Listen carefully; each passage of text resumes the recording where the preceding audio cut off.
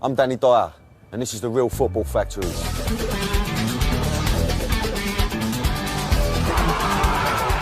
I played Tommy Johnson in the movie The Football Factories, which was all about football violence. Fucking nutters. But that was just acting. Now I'm on a journey around the country meeting the real firms who have mass offs at football matches for real. No fake blood, no stuntmen, no makeup. This time it's just me and the country's hardest hooligans. Let's go! Let's go! I meet the real top boys who tell you the score.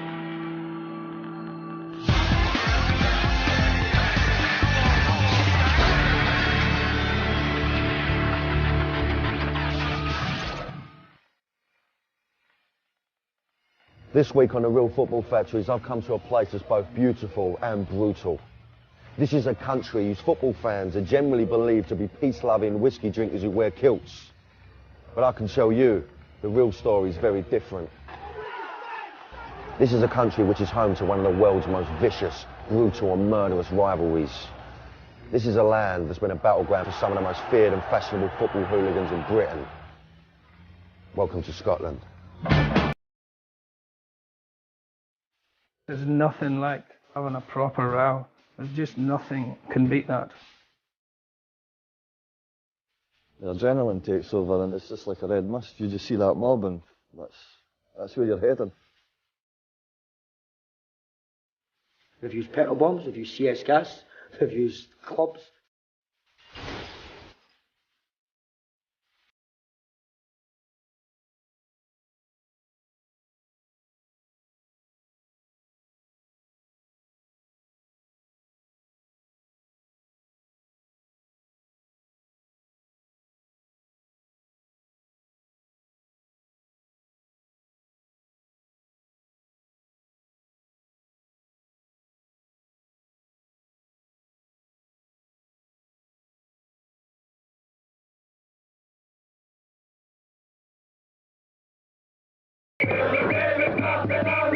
The Tartan Army, the merry bunch of hard-drinking but bonny Scottish fans who follow their national team through thin and thinner, are the friendly face of Scottish football. But there's nothing friendly between Scotland's two most supported and successful clubs, Celtic and Rangers. They both hail from Glasgow, and this is where I'm starting my journey. It's Derby Day, one of the most explosive fixtures on the planet. And I'm going to this game because I've heard it's more than just a football match. Glasgow is a city divided by religion. One side's Catholic and the other's Protestant. Celtic are the Catholic team and Rangers the Protestant one. It all dates back to the age-old sectarianism of Northern Ireland, which was brought to Scotland in the 19th century, when thousands of Irish immigrants, both Catholic and Protestant, settled in Glasgow. So what you get, in a sense, is the decanting into, especially West Central Scotland, the age-old sectarian traditions of the north of Ireland. In the beginning, the two communities and the two football teams that represented them got on. The newspapers of the time pointed out that they had very considerable friendly relations. Rivalry was there, but the sectarian element only came in later. In the 1920s, a huge recession hit the city. During this time of hardship, the majority Protestant population turned on the Catholic minority, discriminating against them in all walks of life. And so Glasgow became a divided city. The troubles in Northern Ireland fanned the flames of Glasgow's problems from across the Irish Sea, and the sectarian hatred was distilled through the two football teams. Down the years, violence and the old firm have gone hand in hand. It wouldn't be the same at a Rangers-Celtic match if opposing supporters didn't clash. One 18-year-old supporter was knocked to the ground, and as he tried to rise, another fan struck at his head with a meat cleaver. And if the trouble wasn't happening on the terraces, players would be more than happy to oblige. And an angry exchange there between McAvenny and Woods, and here's trouble now. But it was the 1980 Scottish Cup final that saw the worst violence in the fixture's history. A late winner gave Celtic the trophy, and hundreds of their fans invaded the pitch to celebrate. They were soon joined by hundreds of their Rangers counterparts, and Hampden Park became a battleground. This is possibly the worst incident I have seen in the football field in 25 years of world travels. Bottles of alcohol which fans were allowed to bring into the stadium became weapons as the drunken fans fought toe-to-toe, while the police struggled to regain order. Policemen foot trying to stop this horrific trouble. Whatever anyone tells you, the mood in general terms is one of hatred. People who, certainly for the duration of that match, support their team with a passion, but it's a passion which has got a negative connotation to it. This is Jim McTaggart, ex-member of Rangers mob, the Intercity firm. Jim is banned from Rangers for life and served time in a Dutch prison thanks to his overzealous commitment to the ICF cause. I've been to some other derbies dotted about, and a Rangers Celtic match is by far the worst. John O'Kane is the son of Irish immigrants and bleeds green and white. He's also a member of the Celtic Soccer Casuals. He has a record of football offences longer than the proverbial arm and was jailed 2 years ago for this attack on a pub. It's probably the most intense rivalry anywhere in Britain anyway, by far. Every game, doesn't matter whether it's a old Glasgow Cup match, there's still going to be trouble. There's riots, there's fights. Referee getting attacked, people invading the park. There's people getting stabbed, killed. Horses chasing people along fucking main roads and madness. And only because they're Celtic Rangers fans. They do hate each other. So what I wondered would happen at the game.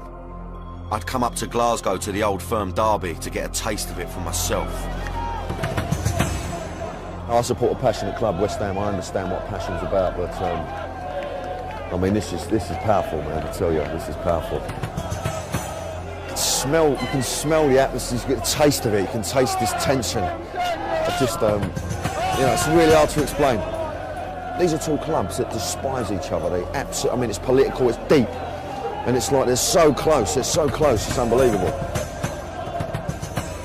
I think it's important to differentiate between a normal match where your concern could be for pre-planned disorder between known hooligan groups and a Celtic Rangers match where your concern is more for spontaneous disorder. Just had a constant stream of the Celtic, right? They've allocated the other side of the road, but they're surrounded by Rangers, all Rangers along here, look, and they're just giving it to them. Look, even the bird that works in the car park, look, giving it to Bigham. You just sense at any point it's going to kick off, and I mean kick off, and if it goes, you know it's going to go. But, you know, fingers crossed, it's going to be sweet. We're going to have a nice game today. I'm going to get a feel of what it's about, and I'm not going to get my head kicked in. To ensure that didn't happen, I've met up with Celtic soccer casual John O'Kane. This was the closest John could get to the game. He's banned from attending any football matches because of his football crimes. Just talk about a bit of the trouble you've seen at these games. Oh, the worst one ever was the main game, the Celtic Rangers game, got cancelled at Celtic Park. So 60,000 came here for the reserves. There was a riot. And this is for a reserve game? A reserve game, yeah. The papers next morning, headlines, 184 arrests, and that's only reserves. Oh. It was mayhem. The police were totally unprepared. So you was involved in that tear-up, John, was you? I was there, aye. I was one of the 184 arrests. Yeah, was you? Aye. It's the hottest ticket around, and I'm lucky enough to have got one in the Celtic end. It's now time. Now that, I'll tell you what, mate, that now, I should put that away because someone's going to bash me over the nut. Listen, I'm going into the Lion's Den, mate. I cannot wait. I can't wait to get in. I want to go in and have it, all right? I was one of the 48,000 lucky enough to be crammed into Ibrox. And in typical Old Firm fashion, the game was settled by a single goal. And it was Celtic who got it. The game might not have been a classic, but the atmosphere was incredible. I'll tell you what. I'll tell you what, man, it's like being pumped full of drugs, honestly. It was amazing, absolutely. I'm blown away at the moment, my head's pounding. I mean, that was powerful. It was something that I've never experienced that before, ever. And I'll tell you what, yeah, You're only on this earth once, and I would say to you now, you've got to experience an Old Firm derby, mate, I tell you. So having watched the game with the Celtic fans, the plan was to go and meet up with the Rangers. But I'll be honest with you, I was a little bit nervous about jumping across the divide so quickly. So now, I'm going to go and get a vine from the Rangers. Now, they've just lost. I don't know how this is going to play, to be honest with you. I ain't too happy about it, but I don't care. Let's get involved. I want to see it. Hopefully they're going to be all right with me. They're going to be sweet. I don't know whether or not I'm going to tell them I was in the Celtic end. I'm going to have to make a decision on that when I get nearer the gaff. But I've been assured they're proper people. They're going to look after me. They've lost, but hopefully they're going to take me under their wing. We'll see.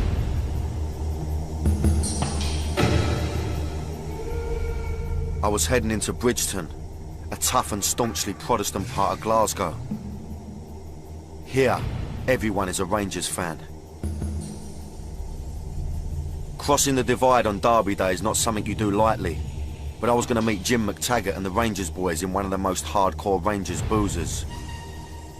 I wasn't sure how they'd react to me. Less than an hour ago I was in the Celtic end at their ground. Now I was coming to their manor and I hold my hands up. I've heard of better ideas. Fortunately, they recognised me from my film work. I was given a warm welcome, a pint of the local brew, and I was soon back to my usual self. Listen, thanks for talking to me, Jim. I appreciate it, mate. I've been wrapped round the Celtic today, yeah, and I want to get both sides of the argument, yeah. You know, it's just been a mad experience for me. I'm a West Ham fan, but you know, this is like on a large scale. This, like, you know what I'm saying? It's mainly religion. That's why if you take that away, obviously, if you take that away, it's Rangers Celtics. Exactly. You know? It's just another old derby, isn't it? And so, I mean, how does it work? I mean, you know, running with a firm and all that. And what is it? What's the buzz of it? I mean, why do you do it? The feeling you get, it's just adrenaline, really. It's just being with your mates, and you're up against other people, like-minded people. They're there for a dash, and that's that. So what do you reckon's going to happen later? Do you think it's going to, you know, because at the moment it seems quite calm, you know what I mean? You're all segregated. It's quiet down here because, obviously, this is the Rangers area, and they've been beating their biggest rivals, you know, be quiet, but there'll be guaranteed there'll be trouble later. Yeah, there will be. Guaranteed, everywhere. As far as trouble was concerned, before, during and straight after the match, the police, as usual, had it under control. But with the game finished at 2:30 in the afternoon, there was a long day ahead. The fans will dissipate and they'll head towards city centres and town centres in smaller areas across West Central Scotland and further afield, and keeping them apart in pubs, clubs and whatever thereafter becomes more difficult. On the day we filmed in Glasgow, there were 16 cases of serious assault and 1 attempted murder. And that's quiet by Old Firm standards. In years gone by, when Celtic and Rangers fans left their own private war in Glasgow behind and followed their teams away, the invasion of other smaller cities in Scotland really got the goat of opposition fans. There was thousands of them. I mean, they used to come into a ground holding 25,000. They'd maybe bring 20,000. You know, we had 5,000 in the stadium. And when you think that 20,000 people are coming in early in the morning, they're usually boozed up. So they're taking over the pubs, they're taking over the carry-out shops, they're taking over the parks. From early in the morning to late at night, Celtic and Rangers would just dominate your town. For almost a century, Celtic and Rangers ruled the roost both on and off the pitch. But Scottish football, and the violence that came with it, was about to be transformed. I headed north out of Glasgow, and 130 miles up the east coast of Scotland, to the city that dared to stand up to the Old Firm.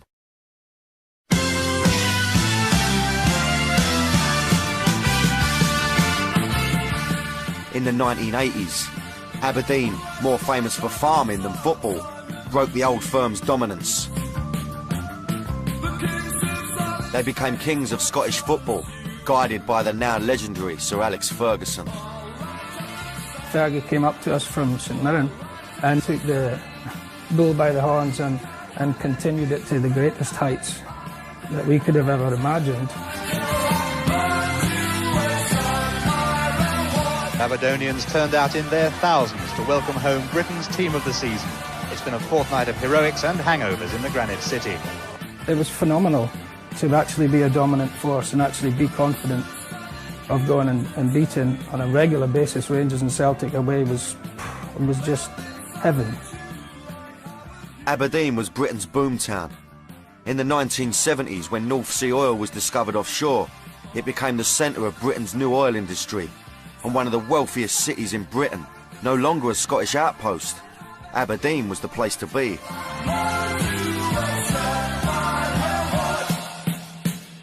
And her vibrant, exciting and confident football team reflected the mood of the city.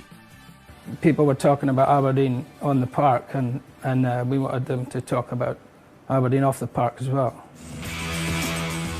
And talk about them off it they would.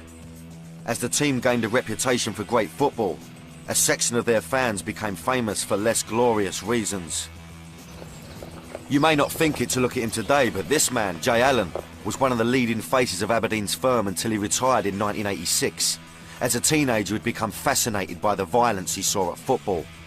As a young supporter, I was intrigued and excited when there was trouble, but only got close enough to it until it really came on top, and then I would run away with the rest of the youngsters. I think I was sort of 17 the first time, actually. I didn't run away and just steamed right in and realised that it was great. Buoyed by the success of their team, Aberdeen had a growing army of young fans who wanted to stand out from the other football mobs of scarf wearers, skins and bobber boots. And the inspiration came when they travelled to Liverpool for a European Cup game and caught a glimpse of what the opposition fans were wearing. So looking across the fence, there was maybe 300 young men, no scarves, side shades, and looked like new romantic disco boys, and which we just totally didn't understand. We never heard of this before. But I think a lot of us strangely thought, you know, that's pretty cool. The Aberdeen Soccer Casuals were born, Scotland's first casual hooligan firm. Here I am, sunny Aberdeen. Beautiful, it is absolutely beautiful. I think it's the furthest north I've ever been in my life, and it is absolutely taters. But I'm here to meet up with some of the original members of one of Britain's first casual firms. This is Bob Carmichael, Aberdeen born and bred, oil rig worker, and a member of the ASC for the past 20 years. So, you used to mob up, how many of you? Probably, you're talking like 400, 500. But at a home game, you could end up sitting in that south stand with 1,000. That's a good firm, isn't it? Oh, aye. Do you reckon it had anything to do with the team at the time, the success the team was? Oh, aye, that was a major play in it. Like, I mean, the clothes started changing, and then that made a difference. The guys were standing out. There was no football colours on or anything like that. Folk were trying to put on tracksuits and designer gear and golf wear, tennis wear and stuff like that. And then the oil industry was booming then. So people had money, and the kids had money from the parents who were working offshore and that. So everybody had the gear. And so that's why everyone could run about. And it wasn't snide, none of the gear, was it? Obviously in the 80s. So it was all proper gear. But the thing is, we were the only ones that were doing it. We were going to, other teams were coming to this ground, and they were still dressed as skinheads. They were still dressed as punks, and people were like, you know, who's that crowd there, you know? Okay, so it's always nice to have a tear up with a nice bit of clobber on, you know what I mean? It was the 1980s, and football violence in England and Aberdeen came wearing a designer label, but the rest of Scotland was lagging behind.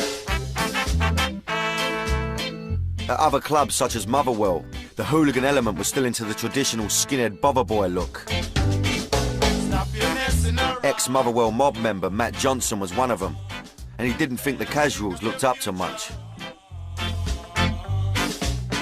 We're all big tough skinheads, you know.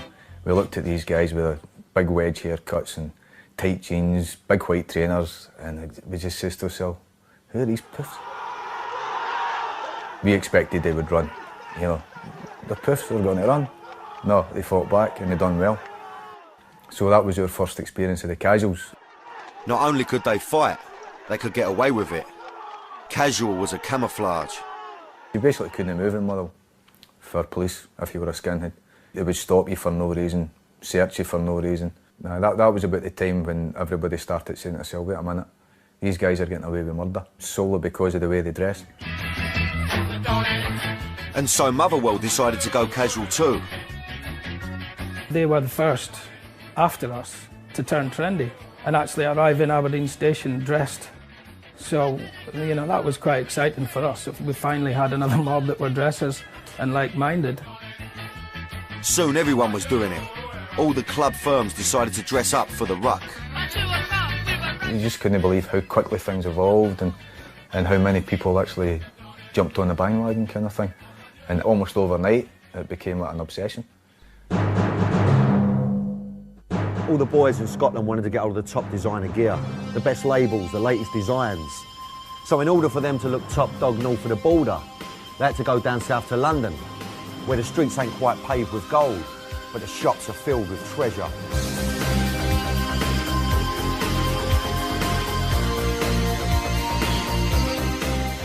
It was taken very seriously and a lot of money was spent on clothes.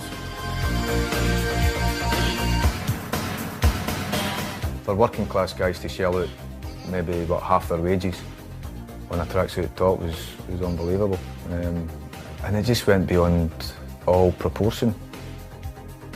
A lot of the boys used to write letters into the face, slagging off the other teams for not being up to speed with the fashion. Scotland was now a casual battleground, and the police were caught cold by the new design of violence. It did catch us unawares at the time. Quarter of a century ago, we did not have the sophistication in terms of intelligence, which we do now. I think now we're better placed to combat these type of organised hooligan groups than we were in the 1980s. It took them years to get in control of it.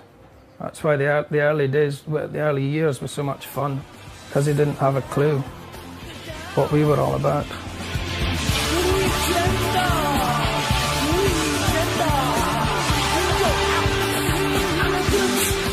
The new breed of soccer hooligans, calling themselves the Casuals, pose a threat to the game. The media had a story. The Casuals had inherited the mantle of the mods and rockers of the 60s and the skinheads of the 70s. The Scottish newspapers went casual crazy. In 1985, Andy Colvin was a young journalist at the Sunday Post newspaper in Scotland. The newspaper wanted the casual exclusive, and so he was told he was going undercover. I travelled up to Aberdeen on the train, got in there, got their trust, and my cover story going up to Aberdeen with a Glaswegian accent was that I worked on the oil rigs and I was back home, but I was up for a fight if there was a fight on the go. And the only stipulation they made was, when the fight starts, you cannot turn and run, otherwise we will turn on you. Nobody understood how well structured casuals were. Football hooligans up to then had been people running wild after a game, fueled by drink, and they didn't care who got caught in the middle or anything else. The casuals picked their targets carefully. It was other casuals, it was people they'd arranged to fight, it was all about dominating the town that they'd gone into. Andy tried to keep on the fringes of the mob and away from the front line action as much as he could. The whole kind of brief was, don't break the law. You know, try not to break the law. Because the paper I worked for at the time, I think they would regard it as worse if I'd been jailed than if I'd been killed. So if I knew it was going to happen, then I let the police know. And we did manage to stop a fight that would have taken place in Motherwell, that was pre-arranged, and I think would have been very violent. Andy spent 9 months risking life and limb undercover as a football hooligan. His incredible story hit the papers, and his cover was blown. By the time I'd finished doing this, I had 2 drawers in my desk, one full of death threats and one full of letters from casual groups asking me to go and join them. We created the monster. We gave these people publicity, and the more publicity they got, the more they wanted. In part 3, I'm headed to Edinburgh, where the kids from the capital city decided to up the ante in the football violence stakes.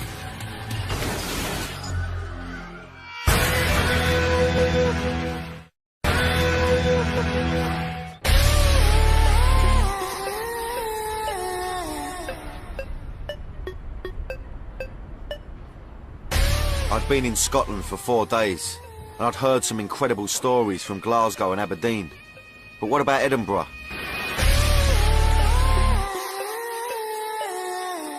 I'd heard that it was home to one of Scotland's toughest firms. Hibernian was the team, and their mob go under the name of the CCS, the Capital City Service.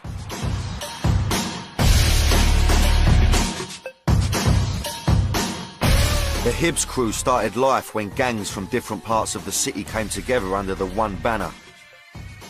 Ex-service member Derek Dykes is 39 years old and has over 30 convictions for football violence. He was there when it all kicked off. It was the gangs, like all the different gangs for our different areas, and I used to go along with the gang for Leaf when Celtic and Rangers and that used to come. And they used to park at the bottom of Easter Road, and there was a railway bridge, and when the buses went past us, we just dropped bricks through the skylights, which that's how I basically started. And then it was 84 when we actually got a mob together. That's when I became a boy, as they say. Whenever opposition firms travel to a game at Hibs' ground, their firm will be waiting, hoping to dish out a bit of capital punishment. This is a street that all away fans have got to come down to get to the stadium. And this street here has seen many battles in this street. This is one of our favourite places for attacking and away firms. I like this street. Many memories in this street.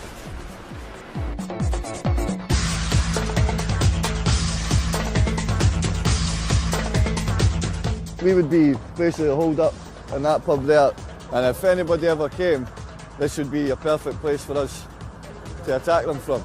And it'd be funny because when people used to come Easter Road, they'd say 1 minute there was none of them, and then the next minute there was hundreds of them. They were like rats coming out the sewer.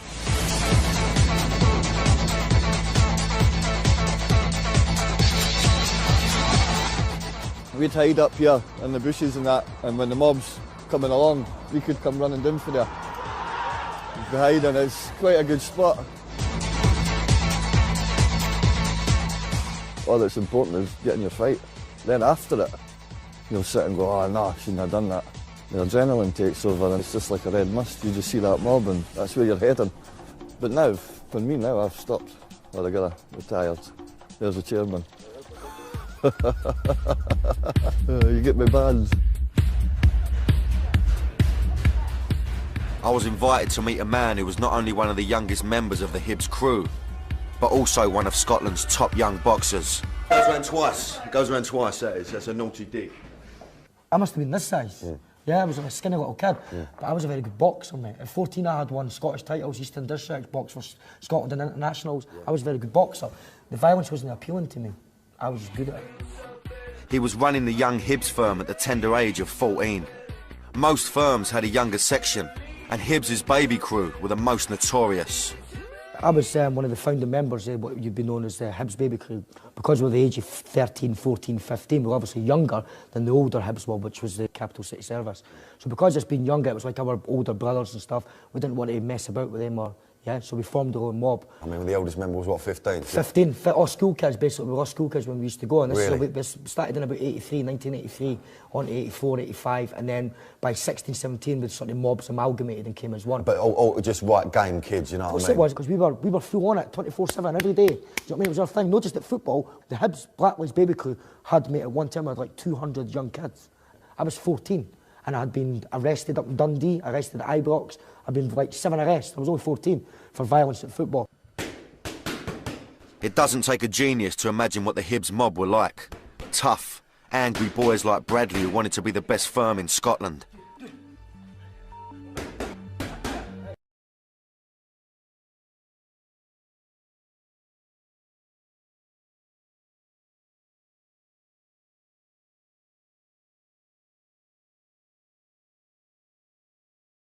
From 1984 to 1990, Dan Rivers travelled all over the country with the Aberdeen soccer casuals.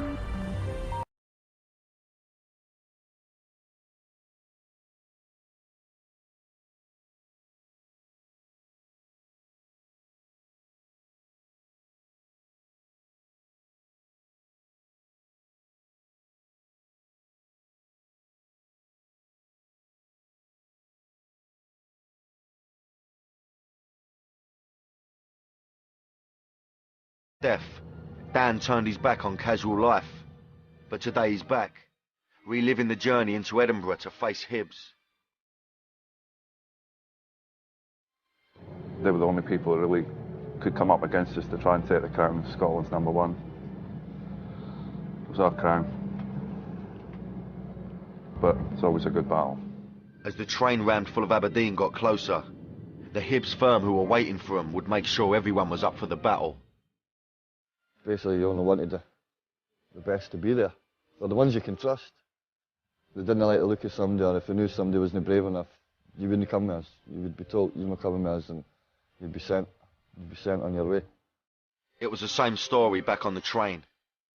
You know, I've seen what's happened to boys that ran away or backed away. It just wasn't worth your life doing it. You were there to do a job, and that's what we did. I don't know what it would be like sitting waiting with a bunch of soldiers to go over the top, but you would imagine there would be nerves there. The casuals were almost like that wherever they went. They were waiting to go over the top. They knew there was a fight waiting for them when they got there, and yet complete calm. Just a kind of, it was a sense of purpose, a frightening sense of purpose to know that you're going in to both practice violence and have violence practiced against you. But even the most hardened boys would have a last-minute case of nerves. I mean, you'd get the butterflies and that would start, because you still didn't know what was waiting for you, what was happening, who was there, how many. There would be an element of fear, but that fear will drive you on. You've got to take that fear with you and use it to your advantage. Once the train had pulled into Edinburgh station, the two mobs headed into battle.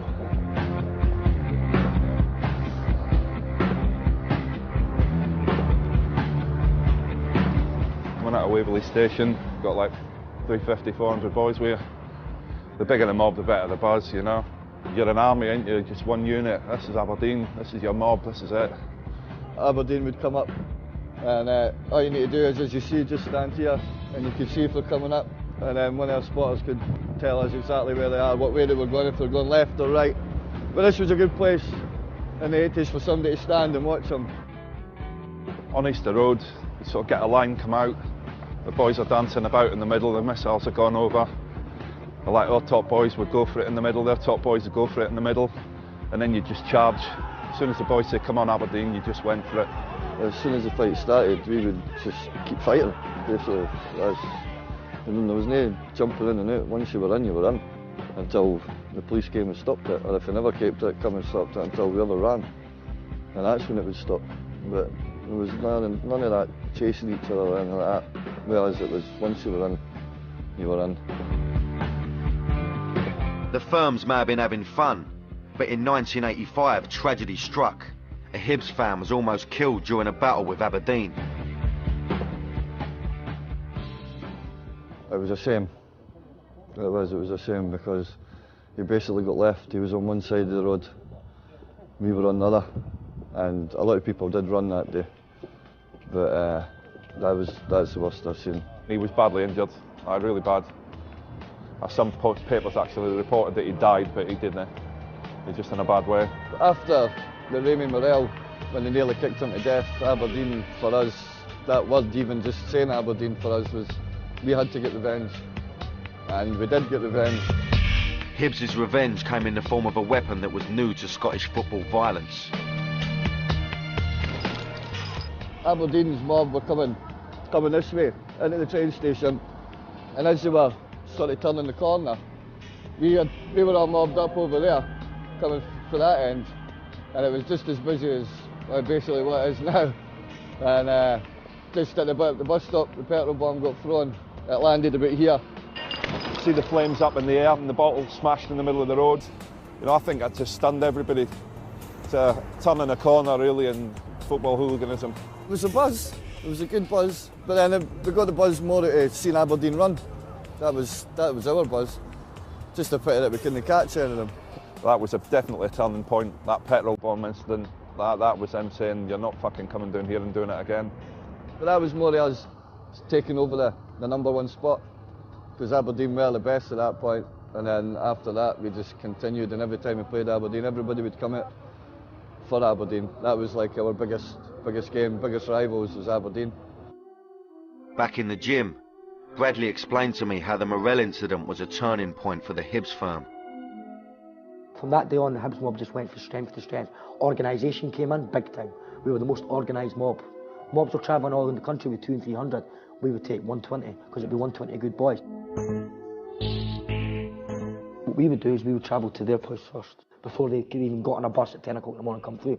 We would be 120 strong, through, sitting in a pub in Motherwell or in Dundee or Aberdeen. We used to go up to Aberdeen at like 6:30 in the morning. I was going to ask you about, are Hibs, are they famous for carrying weapons, or? Has there been instances that the Hibs mob have came up and they've used weapons? Yes. They've used petrol bombs, they've used CS gas, they've used clubs, they've used knives, and that was primarily just against Aberdeen. Mate, it's hard to explain, but football violence back then was just part of camaraderie, and you know, that's why we were called the family. We were a strong unit. It was great, man. We were the kiddies. So before I left, there was just time for a quick training session, just in case anyone wanted to get a little bit leery with me on me travels. Get up there. Fucking get up there.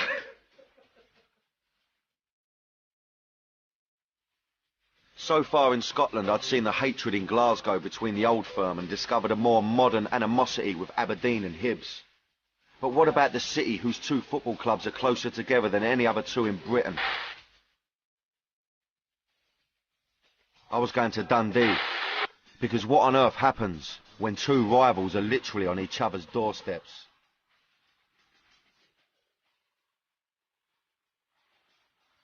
So I found my way to Tannadice Street, yeah, which is home. So Dundee United there, yeah. Now, you ain't gonna believe this. And there's Dundee. Now, that is, I've never seen anything like that before in my life. They're so close, it's ridiculous. I mean, I can't get my nut round it. I mean, it's amazing. There are no clubs this close in the whole of the British Isles, yeah? And incredibly, these two clubs have got one firm. Unbelievable. Can't get me nut round it at all. I want to find out a bit more about it, so I'm going to go meet a few of the boys.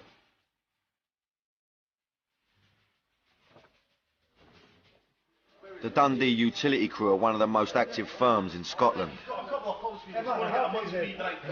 I just want you to explain to me how the Dundee utility crew come about. Because Dundee's such a small place, I mean, it's what, the fourth largest city in Scotland, but it's not very big really. Yeah. We decided that all the main boys from United and Dundee, because we were all mates who drink together on a Saturday night, would go away to whatever game, and then it just went from there. So one week it'd be away with Dundee, the next week away with United, away with Dundee, away with United. What about when you play each other? How does that work? There's no violence or hatred towards your mates, but you hate the team, and so you just stay in your pubs, go to the game, and then hopefully your team wins. After a game, if United have been beaten, which has happened a couple of times, it's a nightmare. So it's friendly banter. It never ever comes to blows. It's just like We're all friends. We're all friends. Everyone else is friends. 5 members of the Dundee utility were jailed for a total of 8 years after they were involved in disturbances before the Scottish Cup final against Celtic in Glasgow. That organised hooligan group engaged in substantial serious disorder away from the stadium, about a mile from the National Stadium at Hampden, and a significant number were arrested and substantial jail sentences were handed out to these people.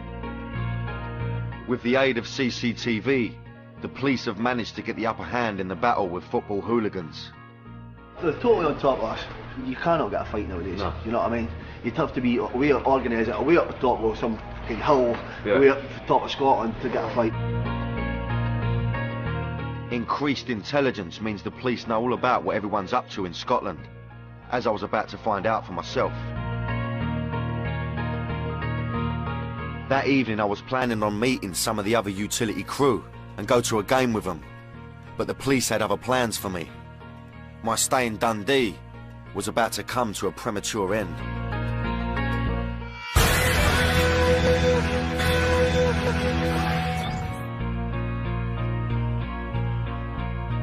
In Dundee, I'd met up with a firm called the Dundee Utility Crew, and that evening they were going to take me to meet around 80 of their lads and go to a game.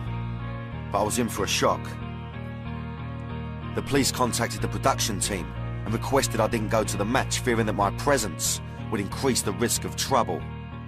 The old Bill know I'm here, and it's really rammed home to me the fact that they're so on top of it. It's unbelievable. It's like they know every movement of every firm. They know where they're going to be, where they're going. You know, and we're talking about a small game here in Dundee. You know, I mean, I was just going to go watch the game, just get a feel for it, but you know, I've been put a block on it by the old Bill, and the last thing I need is getting nicked. So, you know, the production team have made a decision that we're not going to go now. Someone the police knew a lot about back in the 80s was Aberdeen soccer casual Jay Allen, and in 1986 he got a shock. I didn't really think it was as serious as it was until you realise, Jesus, you're inside, mate. Convicted for his part in a breach of the peace at Motherwell, it was his 7th conviction, and so he became one of the first hooligans in the country to be jailed. I mean, it was really embarrassing for my family and, well, everyone involved in my family and my girlfriend's family. I mean, that was the pits, and I wouldn't put myself through that again. I wouldn't put my family through that again. Today he couldn't be further away from the life of a football hooligan. He runs a small hotel and pub in the tiny village of Methlick, just outside Aberdeen. You know, I had my time at it, and it was really good fun, but nothing lasts forever.